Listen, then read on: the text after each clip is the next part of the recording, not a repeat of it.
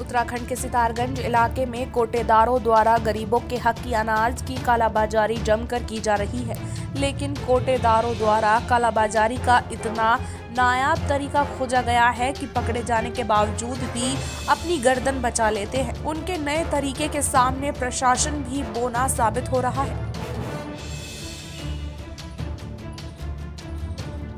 दरअसल शुक्रवार को सितारगंज इलाके के सिसोया गांव में सरकारी अनाज की कालाबाजारी की शिकायत पर सितारगंज प्रशासन द्वारा एक गोदाम में छापेमारी की गई थी, जिसके बाद उप जिलाधिकारी तुषार सैनी ने गोदाम को सील कर दिया था।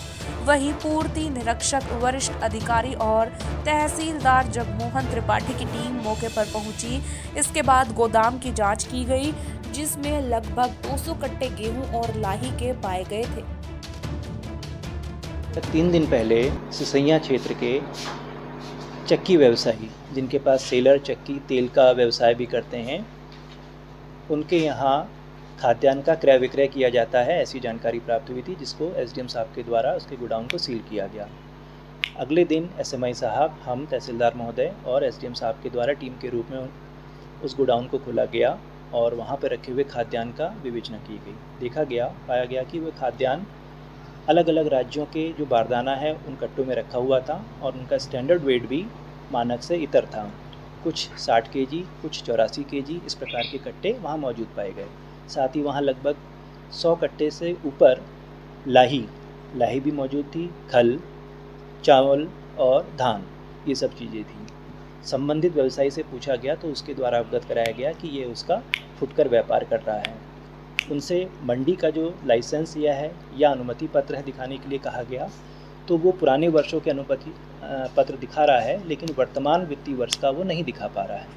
उसको अवगत कराया गया कि अगर उनके पास अनुमति पत्र है तो वो उसे उपलब्ध कराएं। वर्तमान समय तक उनके द्वारा नहीं उपलब्ध कराया गया है, तो उसमें एक संयुक्त रिपोर्ट बनाते हुए उप जिलाधिकारी महोदय को प्रेषित की जा रही है, ताकि उसमें मंडी स्तर से अग्रिम कार्रवाई की जा सके। क्षेत्र की ये घटना है जहाँ पे लगभग 200 कट्टे चावल, गेहूं और लाही का भंडारण मिला था। इसमें हमने एसएमआई और खाद्य जो हमारे निरीक्षक हैं इनको बुला के इनके सुपुर्द जो है पूरा गोदाम किया है। इसकी जांच चल रही है, जिसमें कुछ सरकारी कट्टे और गेहूं जो है मिला है। अब भी आगे की कार्रवाई जारी है। हम इनसे जो संबंधित विभाग है इनसे रिपोर्ट ले रहे हैं और जो रिपोर्ट आएगी उसके अकॉर्डिंग आगे की कार्रवाई नियमानुसार की जाएगी।